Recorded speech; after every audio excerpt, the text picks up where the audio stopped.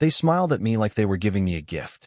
Like I should be grateful they were moving into the beach condo I bought to retire in.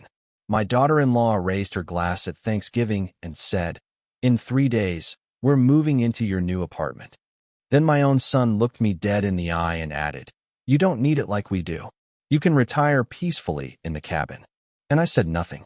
Not because I was stunned, but because I'd already set the trap. What happened next was rather unexpected. I will tell you everything. First, let me thank you for your continuous support. If you love stories like this one, support us by subscribing to this channel and comment where you're watching us from. It will be great to hear from you. Now let's jump into the details of what happened. They always say you don't really know your kids until you stop paying for them. That thought circled in my head as I stood at the edge of the kitchen, carving the turkey like it was any other Thanksgiving. The scent of rosemary and garlic clung to my fingers. The skin crackled under the blade. I took my time. Hell, I always did. Slow and steady, never rushing into anything. That's how I'd built my life, my career, and eventually, the two properties that were supposed to carry me gently into retirement. The cabin in the woods was for solitude. No internet, no nosy neighbors, just silence and stars. The beach condo was for indulgence. Floor-to-ceiling windows, whitewashed walls, a balcony that caught the sunrise like a stage light. I bought it because, after 40 years of being dependable, I figured I deserved to wake up to something breathtaking. My late wife, Diane, would have loved that place. She always wanted to die with sand in her shoes. But this story isn't about her. It's about the living, about those who smiled at you while sharpening their knives. Rachel, my daughter-in-law, arrived first, wearing white to Thanksgiving, like she was headed to a rooftop brunch, not a family gathering. She kissed my cheek, too fast, too tight, and walked in like she owned the place. Kyle trailed behind her, carrying a designer tote instead of the casserole I'd asked for. My son used to bring beers and jokes. Lately, he brought tension. "Dad, this place looks the same," he said with a smirk, setting the bag down and scanning the kitchen. "You ever gonna upgrade? Why mess with something that works?" I replied, wiping my hands on a dish towel. Rachel laughed like it was a charming quip, but there was something in her tone. Patronizing. She always spoke to me like I was on the tail end of my relevance. Dinner was small that year. Just me, Kyle, Rachel, and my niece Allie, who was in town for a few days before heading to Seattle. Lena, my daughter, had flown out to spend the holiday with her girlfriend's family in Vermont, and I didn't blame her one bit. If I'd known what was coming, I might have flown out there myself. We sat at the table, plates full of roasted vegetables, buttery mashed potatoes, and that damn turkey I'd worked on since 6 in the morning. The wine was flowing. Rachel made small talk about her wellness startup and how close they were to securing a second round of funding. Kyle nodded along, eyes gleaming like he understood what any of that meant. I smiled, nodded, even laughed when I needed to. But something about the air felt off, like they weren't just there for the turkey. They had a plan, and I was about to find out what it was. Rachel set her fork down delicately, like she was preparing for a performance.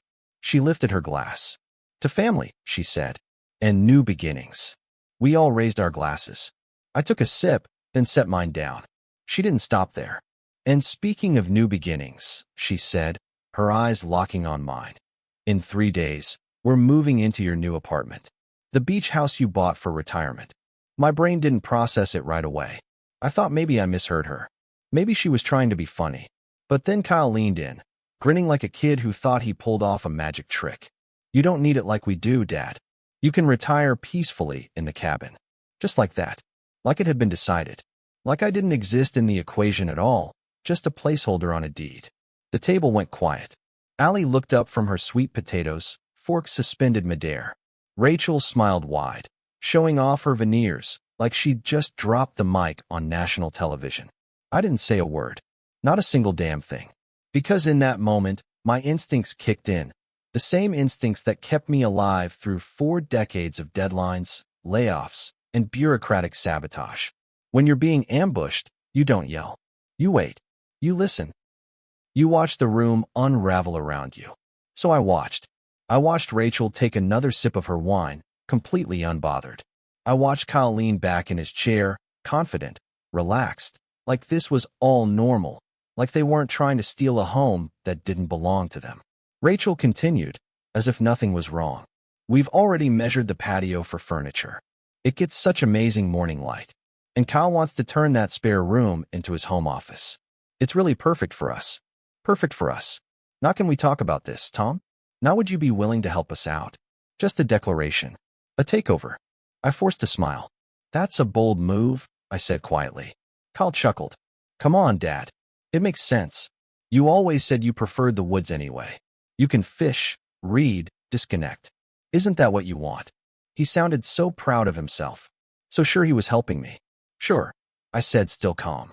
That's what I want. What I really wanted was to see how far they'd take it. Rachel reached into her bag and pulled out a folder. We went ahead and got some of the forwarding paperwork ready. I figured you'd want to get ahead of utilities and mail. Oh, and the building manager gave us a few rules we should all sign off on. I took the folder, looked at it. It wasn't just wishful thinking. It was entitlement in ink. They'd already printed out moving forms, already started the transfer process. They thought this was a formality. Kyle raised his glass again. To the next chapter. And I smiled. Not because I agreed, but because my plan was already in motion. They had no idea that 3 weeks ago, I'd transferred the deed of the beach condo into a trust under my name, with clear stipulations. No one but me could access it without written approval from the trustee, my old friend Doug. A man who didn't suffer fools, and certainly didn't hand over beachfront property to freeloaders in leather boots and lip gloss. They also didn't know I'd changed the access codes, security system, and building permissions. The doorman had standing orders. The manager had seen the revised papers. Even the elevator had been updated with a biometric scan. It was no longer our place. It never had been. It was mine. And I was going to let them walk right into that realization with all the grace of a slap in the face. Rachel kept talking. Something about the throw pillows she ordered. Kyle made a joke about how Lena would be jealous. Allie just stared at me with wide, curious eyes. She was young, but not stupid. She knew something was coming. Uncle Tom, she asked softly. You okay? I turned to her and smiled. I've never been better. The rest of dinner was a blur. They laughed. I nodded. They toasted again. I cleared the dishes. They left without offering to help. Said they'd be back in town for the big move. I watched them drive away, Rachel behind the wheel, already envisioning herself in that balcony, sipping overpriced lattes and staging fake candid photos. Kyle was on his phone, probably texting a buddy about how easy it was to outmaneuver his old man. I shut the door, locked it behind me, and walked to my study. Then I played the voicemail from Doug. Hey Tom, paperwork went through. Condo's locked down tight. Only one name on the list, and it ain't Kyle's. Call me if you need anything. Also, hell of a trap you set. Remind me never to cross you. I didn't reply, just leaned back in my chair, stared out the window, and waited for the day they'd show up. Because when they did, the only thing they'd be moving into was disappointment. There's a particular kind of silence in a man's life that doesn't mean emptiness, it means readiness. That's the silence I found myself sitting in the night after Thanksgiving, at my desk in the study, with Doug's voicemail still echoing faintly in my mind. The lamp cast a warm yellow cone over the trust documents laid out in front of me. Everything was legal, neat, and exactly the way I'd planned. They thought they'd won, but I had been watching them for months. And not just watching, documenting. See, this didn't start on Thanksgiving. It started the day I saw Rachel unlock the beach condo with her own key and pose for pictures on the balcony like it was a showroom she just bought out. She thought I didn't notice. But when she posted it on her Instagram story with the caption, "Manifesting the soft life we deserve," it was like a light switch flipped inside me. She hadn't asked for a gift, she'd assumed ownership. Like I was just a placeholder. A stepping stone. That same weekend, I caught Kyle on a phone call while I was grilling on the patio. He didn't see me slip back inside, but I heard everything. Yeah, he's basically done. He likes the cabin better anyway. We'll handle the move quietly. He won't push back. He's not that type. I remember standing there, tongs in one hand, realizing my own son didn't see me as a father anymore, but a soft obstacle. Someone to be nudged, not respected. So I did what engineers do when they spot a structural flaw. I reinforced my foundation. I contacted Doug the next morning. He's an old college friend, a retired estate attorney who owed me more than one favor. I laid it out.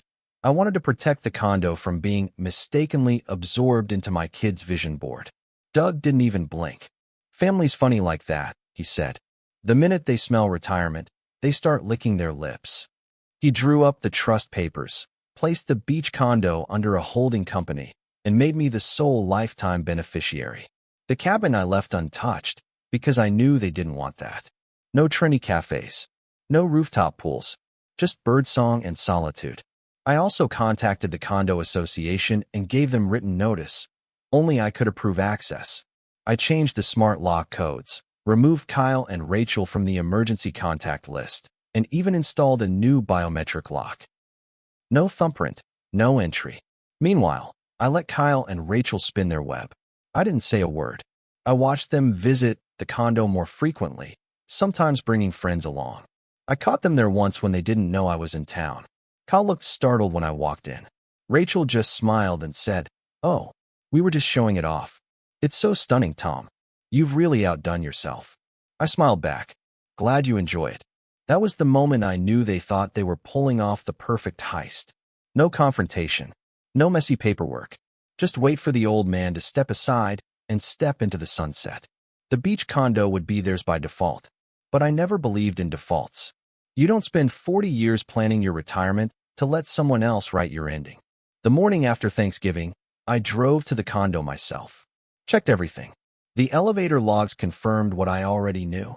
Kyle and Rachel had been visiting twice a week for the past 2 months, probably mapping out their move-in plan.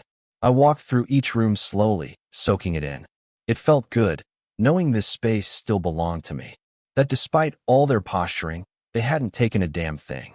As I was locking up, the building manager, Laura, waved from the front desk. "Your son stopped by last week," she said cautiously. "Said he was just prepping for the big move." I didn't realize. I cut her off gently. "He doesn't live here. If he comes back, call me." Her eyes widened. "Of course, Mr. Chandler." Understood. I left with the same steady steps I'd always walked with. No rage. No theatrics. Just resolve. But I'll admit, part of me still ached. Not for the property. For the son I thought I raised. Kyle had been my pride once. Smart, resourceful, endlessly charming. He used to ride shotgun with me on hardware store runs and ask questions about everything. I thought I'd given him enough, not just in money, but in values. But something changed when Diane passed. He got colder, more focused on appearances.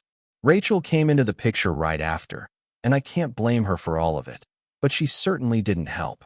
She always saw Kyle's inheritance as her future security blanket. She married potential, not family.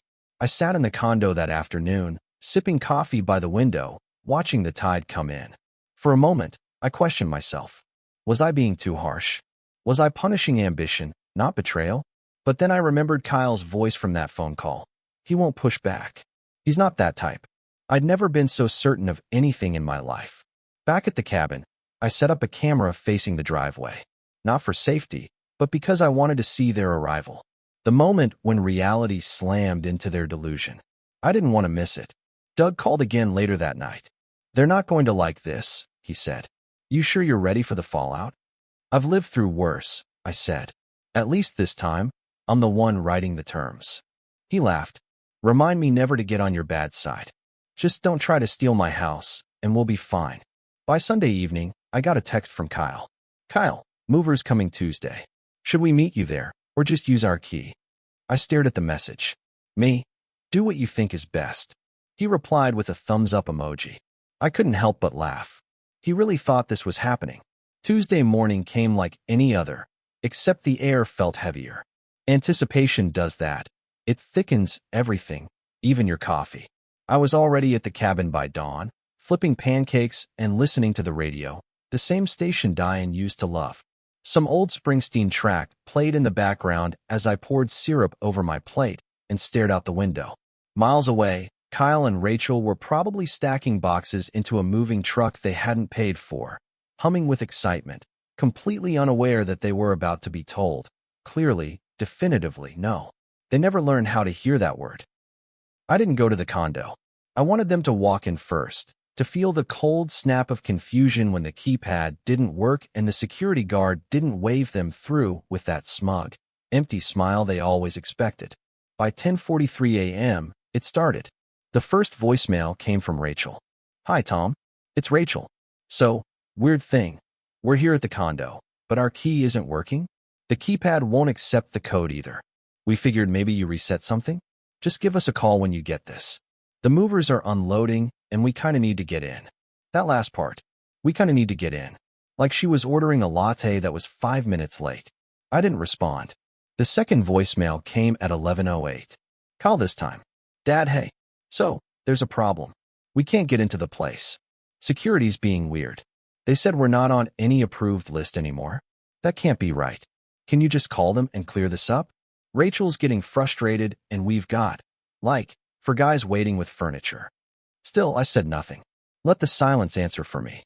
By 11:23, my phone rang again. This time it wasn't a voicemail, it was a FaceTime. I didn't pick up, but I did sit down and check the security footage from the building's entrance. There they were, in high definition. Rachel stood outside the glass doors, arms crossed, face flushed with irritation. Kyle paced behind her, talking to the guard. Ron, I think his name was. Good guy. He kept pointing at the list in front of him, shaking his head. Rachel leaned into the camera above the buzzer, pressing it 3 times like she was ringing for room service. I zoomed in on her expression. She wasn't confused anymore. She was embarrassed. Angry. That kind of anger that only shows up when entitlement hits a wall. They weren't being let in. They had movers standing behind them. One guy already sweating through his gray t-shirt, holding a velvet ottoman like it was a bomb he didn't know how to defuse. Another leaned against the truck, lighting a cigarette. Rachel dialed again. I let it go to voicemail. "You're really gonna do this?" she snapped. "We cleared everything with you. You said do what we think is best. Well, we did. And now we're locked out of our future because you're playing some passive-aggressive power game? We need that place. What are we supposed to do now?" I paused, rewound, listened again. Locked out of our future. As if my retirement property was some shared family inheritance they were just claiming early. I stepped outside the cabin to breathe. The lake was still. Leaves floated like small boats across the surface. I'd always loved this place, but I hadn't planned to only retire here. It was supposed to be my balance. Beach for warmth, woods for quiet. But now, the beach had become a battlefield, and I wasn't about to lose it. By noon, they had left the building. Kyle finally texted. "Kyle, what the hell is going on? Kyle, call me. Seriously, Kyle." We looked like idiots in front of the movers. "What the F***, Dad?" Then came the voicemail. "Dad." Kyle's voice cracked, anger and embarrassment warring inside him. "You made us look stupid." Rachel was humiliated. The security guard treated us like trespassers. Like criminals. We already gave notice on our lease. We're supposed to be out by Friday. You knew that. And you said nothing. What kind of father does that? He went quiet for a moment. Then, more softly, he added, "I don't get it. Why would you blindside us like this?" I let the message sit there, untouched. Because the truth was, I hadn't blindsided them. I just refused to let them hijack my future under the guise of need.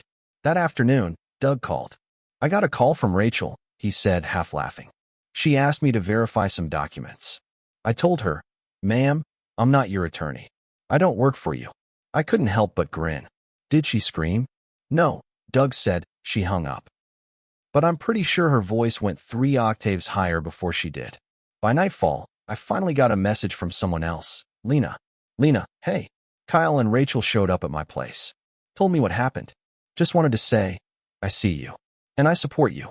Call me if you want to vent. Or just talk. I stared at her message for a long time. She never got in the way. Never assumed anything was owed to her. And now, in the middle of all this chaos, she chose to validate me, not them. It meant more than she probably knew. Around 9 p.m., the doorbell at the cabin rang. I wasn't expecting anyone. I opened the door. Kyle stood there alone.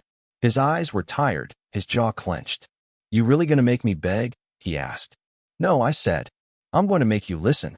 I spent the next day alone at the cabin, stacking wood, fixing a leak under the sink, and organizing the old photos Diane left behind.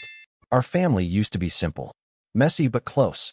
Somewhere along the way, we lost that. Or maybe I was the only one who missed it. As Tuesday approached, I slept well, better than I had in weeks. There's a calm that comes from knowing you didn't fold. That no matter how charming the manipulation, you held your ground. And I was ready. Not just for them to fail, but for them to finally realize. Just because someone loves you, doesn't mean you get to take. Carl stepped into the cabin like it was unfamiliar ground. He had been here dozens of times as a teenager. Trips with his mother, fishing rods leaning against the wall, Diane humming old Fleetwood Mac while prepping breakfast. But that night, he entered like a man uninvited. A stranger. I left the door open behind him, letting the cool autumn air trail in before it clicked shut. He didn't sit, just stood there, arms crossed, as if folding them would hold back the frustration threatening to boil over. "You going to tell me what the hell this is?" he asked.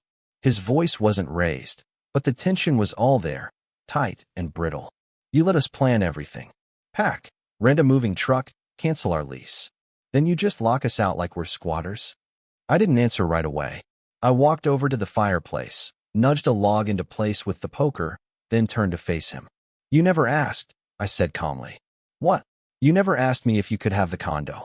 You told me you were moving in. That's not the same thing." Carl scoffed. "So this is about protocol now? You wanted us to grovel first." "No," I said sharply, and the crack in my voice made him blink. "I wanted to be treated like a father, not a formality. Like a person, not a transaction." He looked away, took a breath, but didn't apologize. "I thought it made sense," he said finally. "You always talked about loving this place. The woods, the quiet. I figured. I don't know. You didn't need both." There it was again. That word. Need. Like my life boiled down to bare essentials. Like the things I built were negotiable if someone else wanted them more. "Let me ask you something," I said, stepping closer. "What made you think that condo was yours?" Kyle hesitated. "I didn't say it was mine." "You acted like it," I said, my voice low now. "You brought movers without permission. You changed your address. You handed Rachel a key. You made plans to move into a place you didn't pay for, didn't earn, and never once, not once, asked me about." He didn't have a comeback.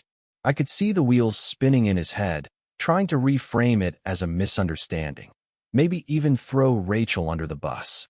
But I wasn't going to let him escape accountability through charm or excuses. So I kept going. "You thought I'd roll over," I said. "Because I'm old. Because I'm quiet. Because I miss your mother and I don't fight like I used to. You thought that meant you could take advantage of me." "That's not fair," he muttered. "No," I said, "it's not. None of this is." I walked over to the kitchen table, pulled out the chair, and sat down.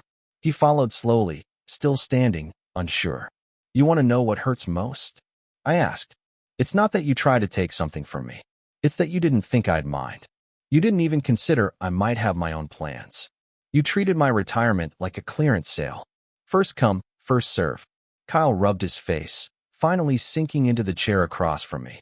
For a moment, he looked like a kid again, eyes heavy, jaw slack, unsure of himself. "I'm under pressure," he said. "We're not as okay as we look. Rachel's startup isn't doing great. The apartment rent was killing us. The beach place, it felt like a way out. Like we could finally breathe. And I was supposed to give up mine so you could find yours? I thought you'd understand," he said quietly now.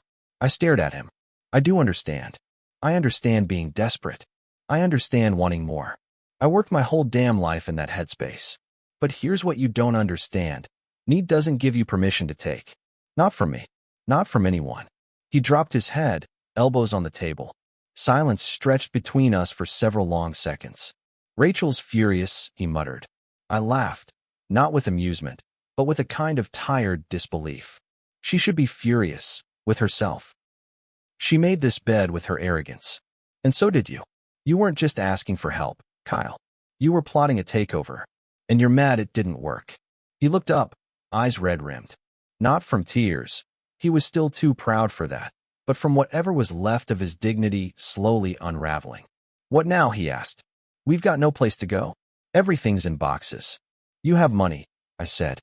"You both make more than I did at your age. Figure it out. We spent most of it on the move. Then spend the rest on learning a hard lesson." His eyes narrowed, but the anger wasn't hot anymore. It was cold. He stood slowly, shoulders stiff. So that's it, he asked. You're cutting me off? No, I said softly. I'm setting a boundary. There's a difference. He looked at me like I'd spoken in another language. You're always welcome at my table, Kyle. You're my son. I'll never stop loving you. But I won't be manipulated. I won't be bullied. And I sure as hell won't reward disrespect. He didn't respond.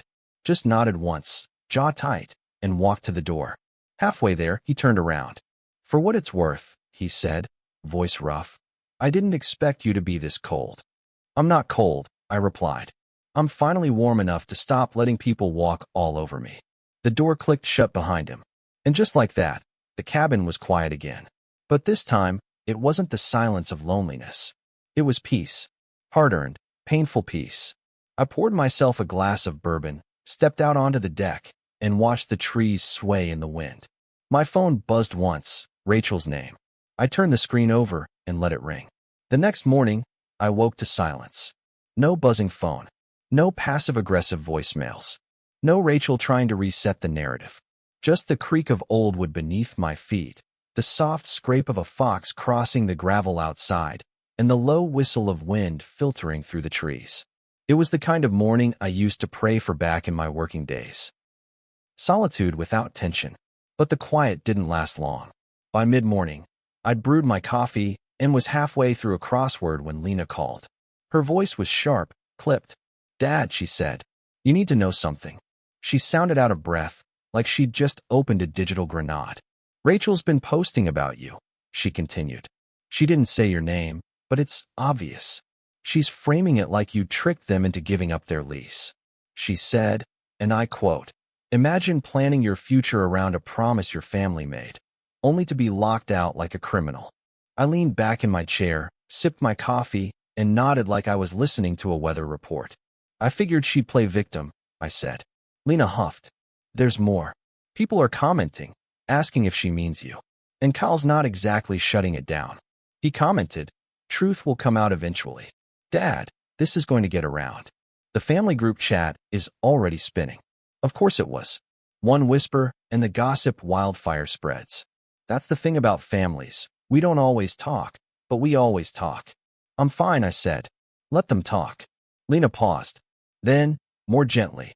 Are you sure? Yes. Because the truth was, I expected this.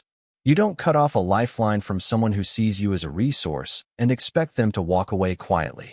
Rachel was savvy. She knew how to spin a story, how to lace just enough truth into a lie to make herself look like the wounded party. It was her specialty, turning boundaries into betrayal. But the beauty of aging, of surviving long enough, is you stop caring who believes the worst about you, especially when you know they only like the version of you that gave without question. Still, that afternoon, the messages began trickling in. First was my niece, Marissa. Marissa, hey Uncle Tom, saw a weird post from Rachel. Just wanted to check in. Everything okay? Then my sister, who hadn't spoken to me in months. Judy. Tom, I don't want to intrude, but Kyle's been really upset. Maybe you could call him?